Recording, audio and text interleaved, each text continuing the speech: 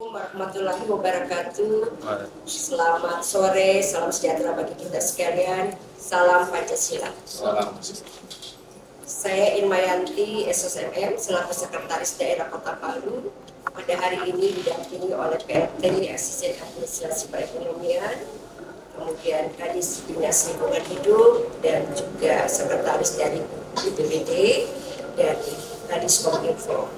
Pada hari ini kami mengundang teman-teman media, baik media cetak maupun elektronik, untuk menyampaikan terkait beberapa hal yang sudah dilakukan pemerintah Kota Palu dalam upaya mengantisipasi bencana hidrometeorologi yang sudah terjadi di beberapa wilayah di Indonesia, khususnya di Sumatera Barat, Sumatera Utara, dan juga di Aceh.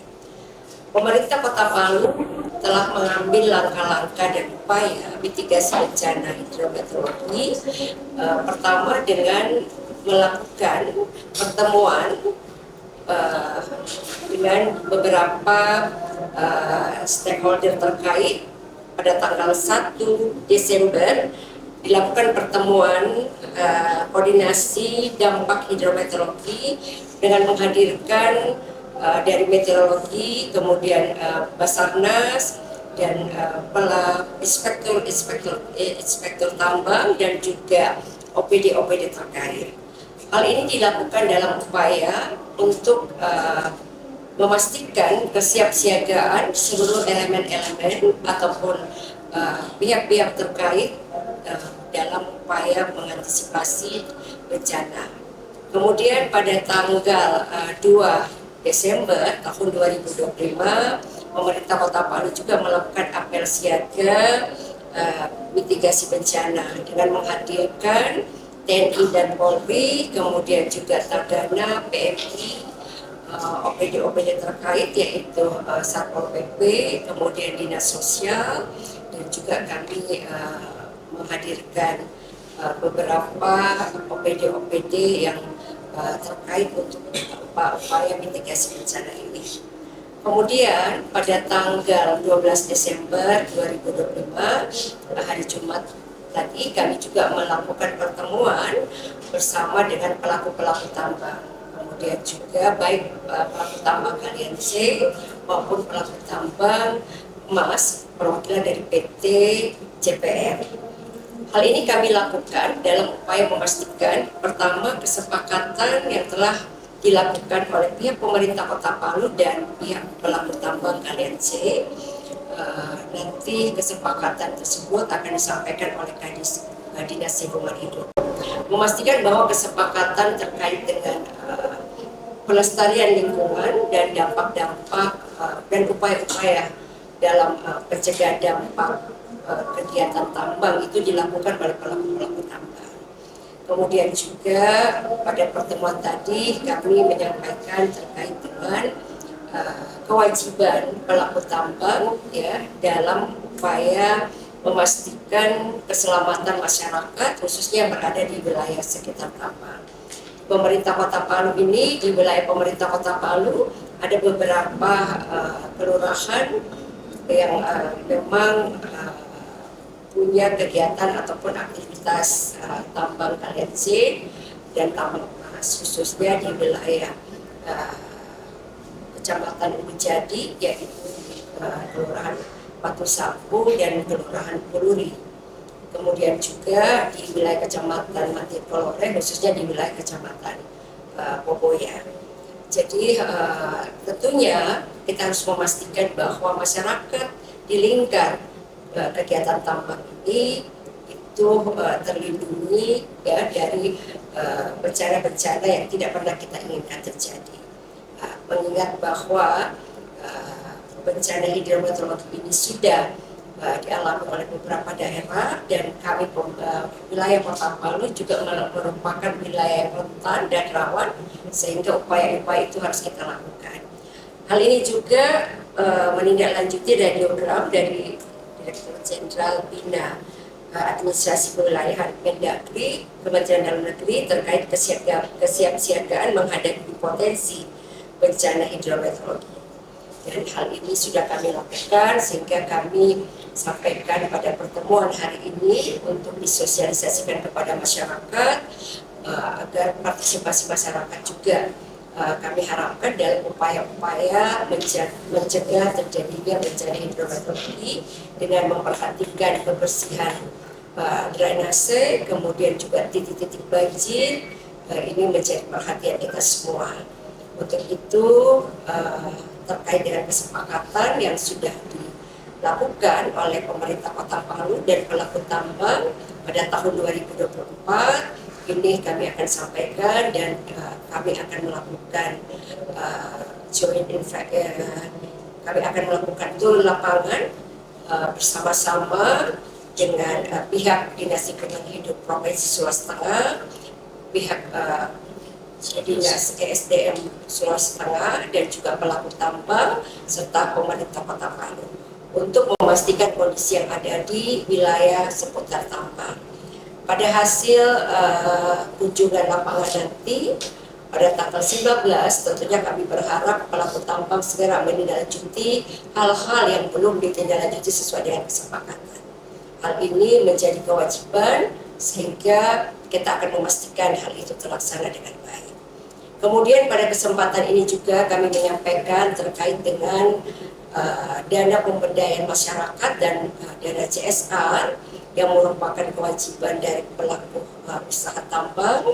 Kami berharap bahwa penyaluran dana ini itu harus sepengetahuan dari pemerintah Kota Palu, sehingga penyaluran dana pemberdayaan masyarakat dan dana CSR ini betul-betul akan digunakan untuk melakukan pembangunan yang bermanfaat kepada masyarakat di sekitar wilayah tambang.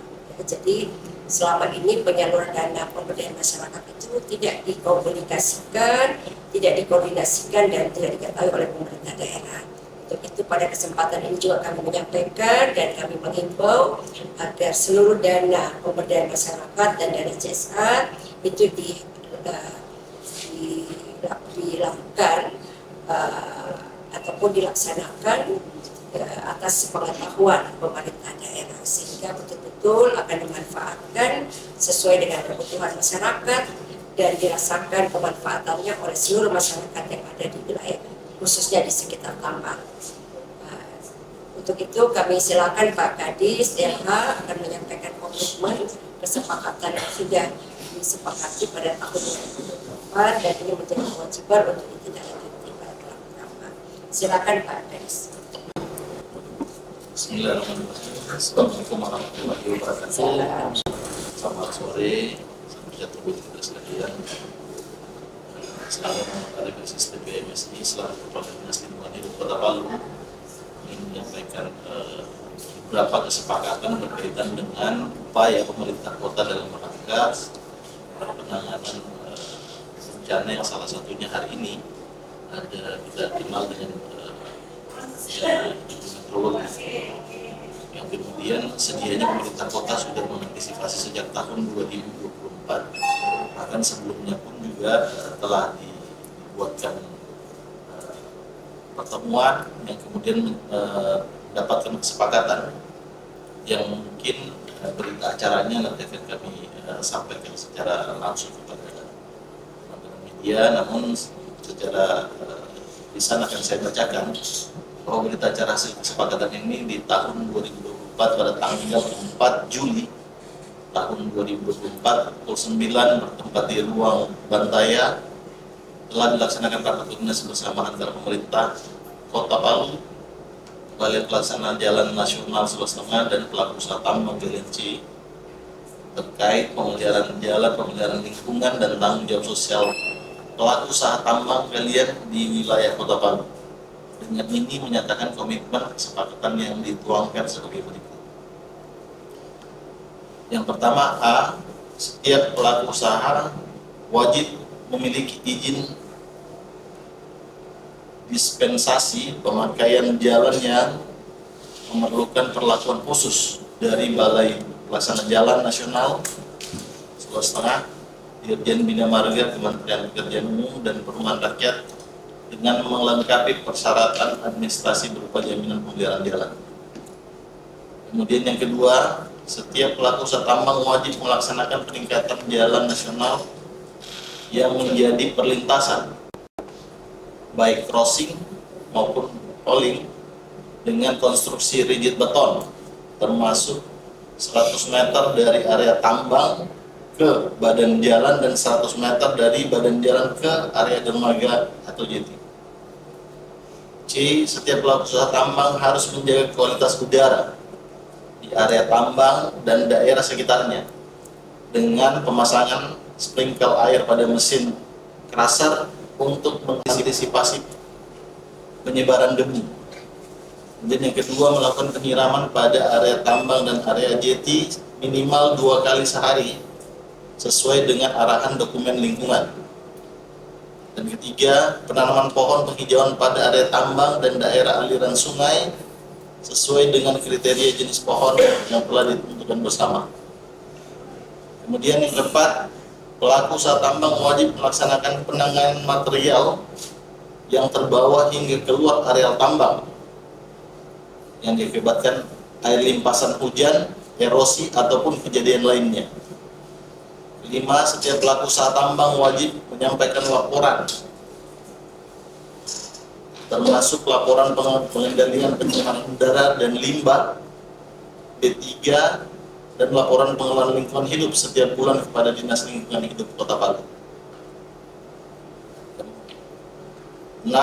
Setiap kendaraan pengangkut hasil tambang dan kendaraan operasional tambang yang akan melintas jalan nasional harus dibersihkan dari material tambang. Kemudian 7, setiap pelaku usaha tambang wajib bergabung ke dalam forum tanggung jawab sosial lingkungan Kota Palu dan aktif melaksanakan atau terlihat pada kegiatan forum tanggung jawab sosial dan lingkungan tersebut. Kemudian pelaksanaan poin A, B, C sampai dengan G oleh pelaku usaha tambang diberikan waktu selama 3 bulan sejak berita acara hasil kesepakatan ini ditandatangani. Apabila dalam waktu 3 bulan kesepakatan ini tidak dilaksanakan, maka pelaku usaha tambang tidak akan diberikan berita acara hasil verifikasi lapangan mineral bukan logam dan batuan dari pemerintah Kota Palu. Berita acara hasil kesepakatannya dibuat dan ditandatangani oleh para pihak pada hari, tanggal, dan bulan dan tahun sebagaimana kesepakatan ini bermaterai cukup, masing-masing mempunyai kekuatan hukum yang sama. Wali Kota Palu Bapak Haji Yanto Rasid, Sarjana Ekonomi, kemudian Balai Jalan Bapak Jadi Muradi STNT, perwakilan pelaku usaha Watu Meri Bajaya Bapak Risman Rekiwentinus. Ya, ini demikian tadi terkait dengan kesepakatan bersama yang sudah ditandatangani oleh pemerintah Kota Palu dan perwakilan dari pelaku tambang Galian C dan juga dari Balai Jalan ya, perwakilan dari Balai Jalan. Hal ini kami tegaskan kembali kepada seluruh pelaku tambang yang kami undang pada pertemuan tadi untuk memastikan bahwa kesepakatan ini sudah dilaksanakan.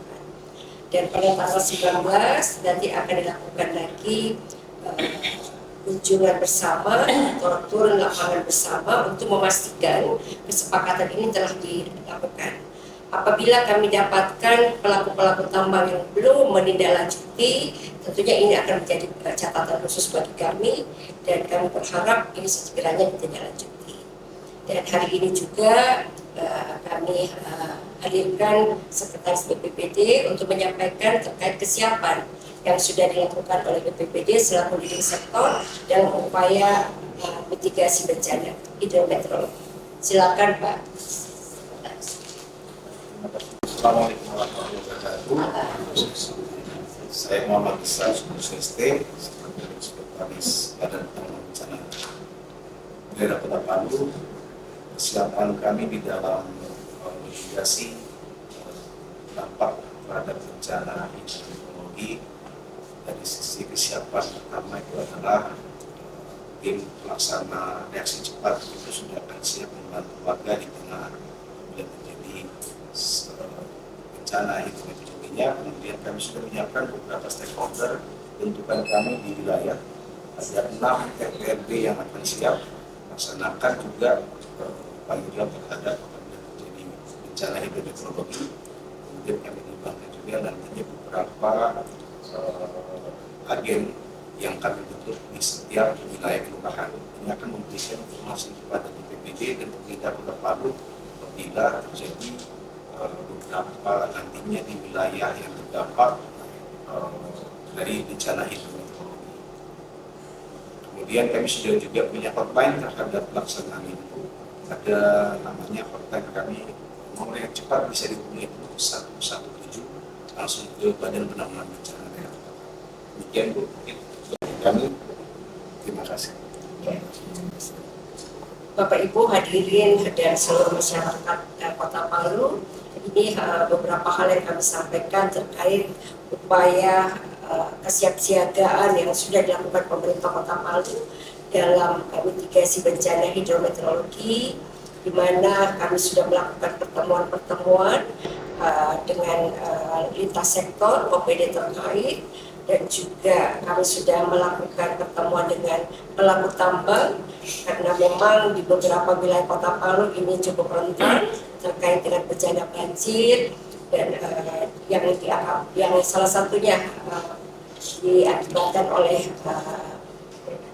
kegiatan-kegiatan pertambangan yang ada di 2 kecamatan di wilayah Kota Palu, dan juga kami berharap ini menjadi catatan perhatian bagi seluruh pelaku tambang, baik pelaku tambang LNC maupun tambang emas yang ada di Poboya, untuk sama-sama kita melakukan upaya antisipasi terkait dengan bencana hidrometeorologi, dan kami berharap bahwa masyarakat yang ada di lingkar tambang dalam kondisi aman dan tidak terdampak terkait dengan bencana hidrometeorologi ini.